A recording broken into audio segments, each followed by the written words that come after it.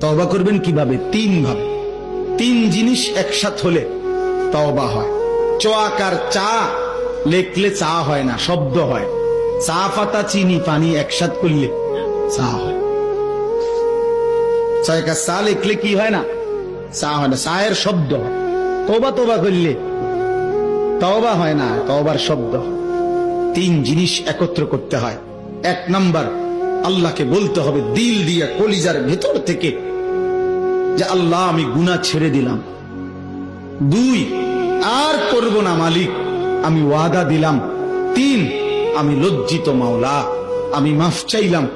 খোদার কসম, যদি দিল থেকে কেউ বলে, ছেড়ে দেওয়ার নিয়তে আসলেই বলে এবং ছেড়ে দেওয়ার জন্য গুনাহ চেষ্টাও করে, আল্লাহ বলবে বান্দা এই গুনাহ যদি আসমান পরিমাণও হয়, সমুদ্রের ফেনা পরিমাণও হয়, পৃথিবীর সবচেয়ে উঁচা পাহাড়ের চাইতে যদি উঁচা হয়, আমি একসাথে মাফ করে দিলাম।